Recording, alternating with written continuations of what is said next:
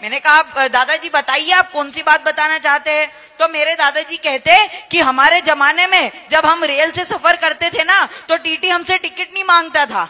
मैंने कहा दादाजी आपकी तो बड़ी पहुंच थी, फिर टिकट आपसे टीटी आपसे टिकट नहीं मांगता था। तो मेरे दादाजी ने कहा बेटा हमारी पहुंच नहीं थी, हमारे पीछे जो जैन शब्द लगा है ना उसे सुनकर टीटी यह सोचता था कि यह तो ईमानदार व्यक्ति है, इसके पास तो टिकट जरूर मौजूद होगा।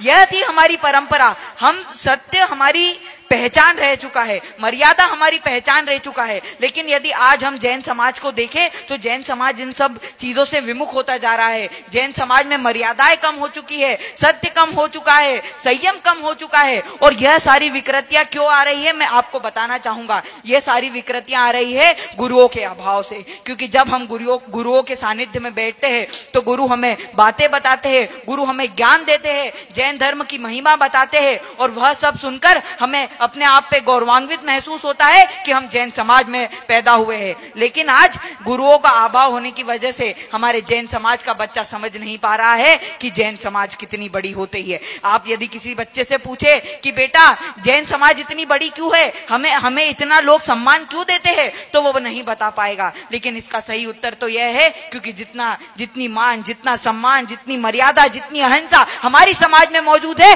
हिंदुस्तान की किसी भी समाज में उतना संयम, मान, मर्यादा और सत्य मौजूद नहीं।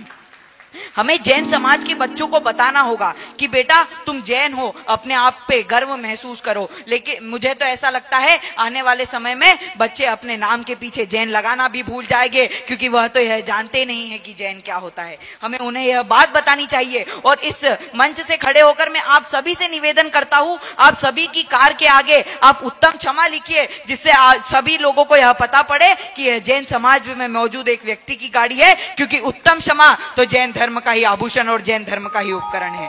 मैं तो कहता हूं कि यह वर्षा योग में हम जितना ज्यादा हम संयम अपने जीवन में धारण करें उतना बेहतर है। और हम सभी के मन में जो शंका है आप गुरुदेव के सामने लाइए। मैं कहता हूं इस वर्षा योग में इस पूरे क्षेत्र को हमें समोशरण में परिवर्तित कर देना है और निश्चित और रोज प्रत्येक दिन हमें गुरु के पास एक शंका लेकर जानी है और गुरुवर से कहना है कि आप प्रवचन में इस बात को जरूर हाईलाइट करें।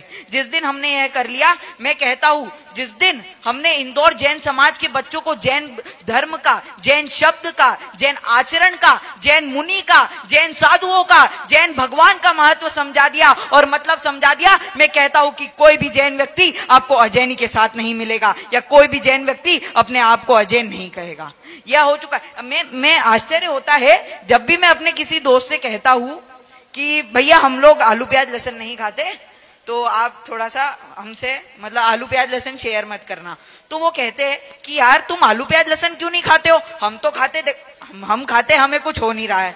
हम खाते, हमारे परीक्षा में अच्छे अंक आते, हम खाते, हमारी टीचर प्रशंसा करती है, हमें कोई बुरा तो हो नहीं रहा है। तो मैंने उन्हें बताया कि भैया जैन समाज का जो प्रथम उपकरण और जो प्रथम आभूषण है वह अहिंसा है। और हम अहिंसा को इतनी उत्कृष्ट बना देते हैं कि एक चींटी भी यदि हमारे पैर से मर जाती है तो हम उसके लिए पश्चाताप में उपवास कर देते हैं। एक चींटी यदि हमारे मुनिराज से मर जाती है तो मुनिराज 2 दिन तक उपवास करते हैं। यह हमारी मर्यादा रही है, यह हमारा संयम रहा है। लेकिन आज जैन समाज का प्रत्येक बच्चा आपको आलू प्याज और लहसुन खाता मिलेगा। इसका कारण क्या है? इसका भी यही कारण है कि हमारे जैन समाज में गुरुओं का अभाव होता जा रहा है। और गुरुओं का अभाव क्यों रहा है? क्योंकि हम लोग गुरुओं का चातुर्मास तो कराते हैं, उन्हें बड़े, जैसे आज हम देख रहे हैं इतना बड़ा महोत्सव बनाया जा रहा है, इतनी सारी जनता आई है, लेकिन हम गुरु के पास कभी शंका लेकर नहीं गए कि गुरुवर मेरे मन में ये शंका है, जरा आप इसका समाधान कीजिए। और जिस दिन जैन समाज के व्यक्ति ने, जैन समाज के बच्चे ने अपनी शंकाओं को गुरुवर के चरणों में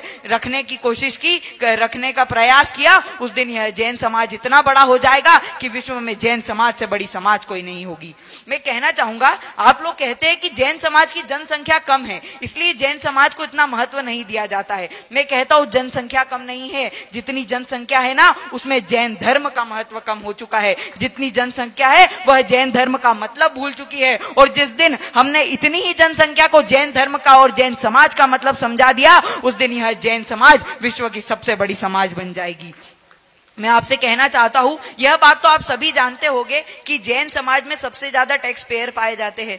जितना भी टैक्स मतलब जितना भी सरकारी खजाना होता है उसमें ज्यादातर योगदान जैन समाज के लोगों का और जैन समाज के व्यक्तियों का होता है। इसका कारण क्या है? इसका यह कारण है कि हमारे बड़े बुजुर्गों ने हमारे मन में यह बात पहले से ही डाल दी है कि बेटा चोरी करने से बड़ा पाप कुछ नहीं होता। तो हम लोग तो कर चोरी करने को भी पाप मानते हैं, जो कि हिंदुस्तान में मुझे तो नहीं लगता पाप माना जाता है। जो व्यक्ति कर चोरी नहीं करता लोग उस पर हंसते हैं कि क्या सरकार को बेवकूफ नहीं बना पा रहा है, यह क्या संसार में जिएगा। लेकिन जैन समाज कर चोरी करने को भी इतना ही बड़ा अपराध समझता है जितने दूसरे अपराध होते हैं। मैं